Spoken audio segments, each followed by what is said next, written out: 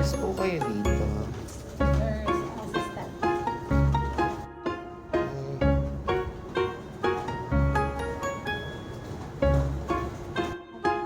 Opo, park.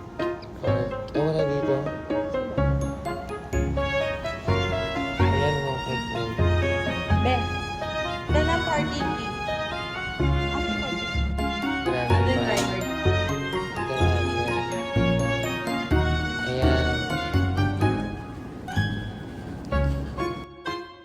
Liga na uwi na tayo. Okay na po dito. Salamat sa... Turok. Turok. Turok. Hello to Miss Ito. So, ito na nga, nasa bahay na tayo. At, ayun nga, na-ER po tayo ng mga kulang-kulang 4 na oras. At syempre, alam ko, tatanungin ninyo kung ano pa ang sakit, ano nangyari sa akin. Mag-iisang buwan or isang buwan na po akong nagkakaroon ng mga kalat-kalat na pantal. Sa isang linggo, 3 beses ang kati niya. Ang nangyari po kasi sa akin, galing po ako ng Alabang Town Center. Tapos, kasama ko yung mga friends ko, nanood kami ng sine. Paglabas namin ng sine, actually sa loob pa lang nangangati na ako. Pagkapa ko ng mukha ko, ang kakapal na ng mga pantal ko. Pag nagkakaroon po ako ng pantal, iinuman ko lang to ng cetirizine tapos magiging okay na. Pero itong araw na to, yung paglabas ko ng sinihan, hanggang sa makauwi ako ng bahay, sabi nga ng mga kaibigan ko, inom ka ng antihistamine. Sabi ko sa bahay na lang, ganito naman talaga ako.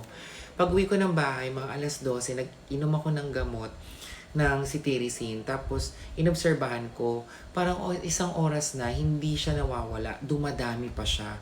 Dumadami siya kasi nasa likod na siya. Nakakabuo na ako ng mapa.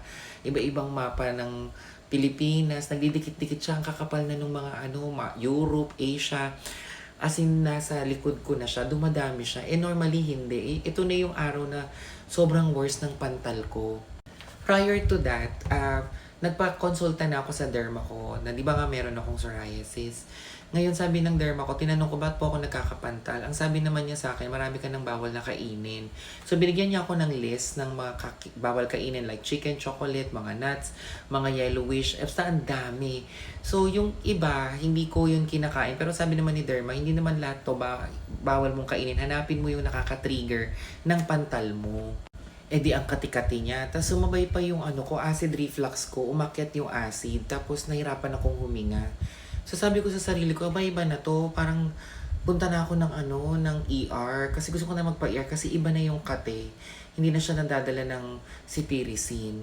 So buti na lang meron akong HMO, tapos tinawagan ko yung friend ko, shout out Melo, kung covered ng emergency room kasi gusto ko pumunta sa The Medical City para mas matingnan ako ng maayos.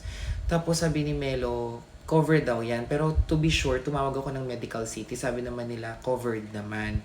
So dumiretso na ako doon. So pagdating ko sa ER, eto na, talagang in-interview na ako, ganyan-ganyan. Tapos meron na silang pakiwari na tinanong ko naninikip yung lalamunan ko. Sabi ko, merong something, pero nakakahinga naman ako ng maluwag.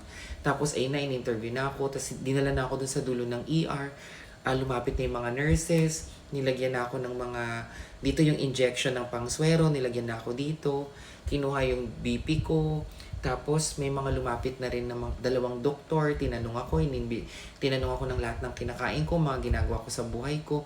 Tapos biglang may lumapit na nurse na sinabi, ito yung mga procedures na gagawin, ECG, CBC, nilagyan din ako ng aparato ng yung breathe, yung tutut, ganon. Tapos mamaya may dumating na rin na nurse, kinuha na ako ng dugo, ganyan. Pero kinakabahan pa rin ako kasi ayoko din, syempre mamaya mabigla din ako dun sa bill.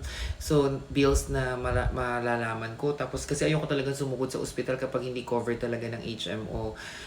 Yung aking field care, yung aking HMO. So, covered naman siya. Tapos, dalawang doktor yung nagpalapit-lapit sa akin. Tapos, ayun nga, tinanong ako na kung ano-ano. Sabi ko na may asthma ako, ganyan. May acid reflux ako. Uminom ako ng Gaviscon. Sabi niya, tuturukan daw niya ako ng steroids kasi marami na daw akong pantal. Tapos, yung steroids na ituturok sa akin is nakakaantok. Sabi ko, o sige po, wala pong problema. Tapos may ipapainom din sa akin na mas mataas na, may tinurok din pala sa akin para sa aking acid reflux. So ayun na, pinagtuturok na, yun na yun. Tapos lahat ng mga ini-inject daw sa akin, mga nakakaantok. So nakatulog ako. So ito na yung nakakatawa. So may mga nurses na pabalik-balik sa akin. Ito po, kailangan, papirma naman po, pa-confirm naman po kung ipoproceed yung mga ganito, ganyan-ganyan, and everything. Tapos nung nakuha na yung mga result, yung doc number 1 pumunta sa akin, tapos nag-e-explain. Ginigising nila ako sa kalagitnaan ng sobrang antok ka. Pagkagising ko, nakaganon-ganon lang ako, tapos nag-e-explain siya. Tapos yung doctor number 2, nag-e-explain din. Ang ending, wala ko naintindihan. Wala ko naintindihan, be. Tapos, nag-base na lang ako dun sa written results nila. Tapos, ayun, niresetahan ako ng gamot. As ayun na nga, sinatid na ako. Pwede na daw ako ma-discharge. Akala ko nga mako-confine ako. Pero nung ininjikan na ako ng steroids, wala na yung mga pantal ko. So, syempre tatanungin niyo, Miss, anong sakit mo? Ito na yung sakit ko.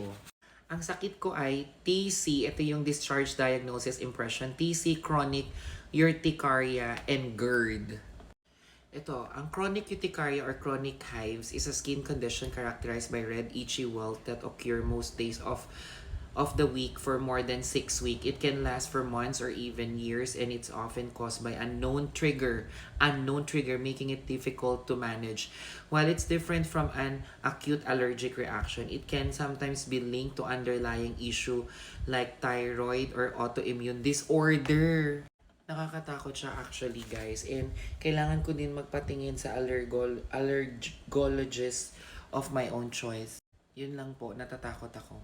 Ito naman yung mga nireseta sa aking mga gamot, Benadryl, antihistamine. Ito na yung matataas na dosage na anti-allergy itchy, Montelukast. Ayan yung mga sa akin. Tapos iinom ako ngayon. So, guys, please pray for me kasi I don't know kung ano talaga ito. So, kailangan ko din sa immunologist and allergologist para po malaman ko ano yung sakit ko. Pero ngayon, I'm okay naman. Wala naman akong nararamdaman. After ko ma-hospital, eto na, wala naman lumalabas na. Sana hindi na siya lumabas. And I will pray na lang. Ganito talaga siguro pag tumatanda na. Pero syempre, ingatan ko yung sarili ko. Magdadasal ako. So, please pray for me, guys, kung ano man to. So, yun yung sakit ko. Grabe.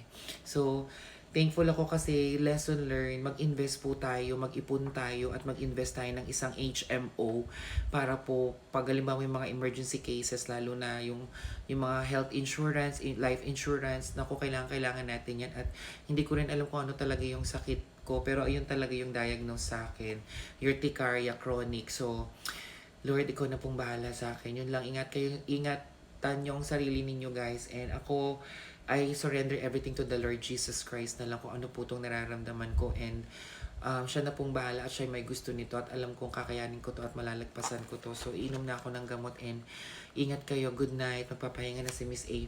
Love you.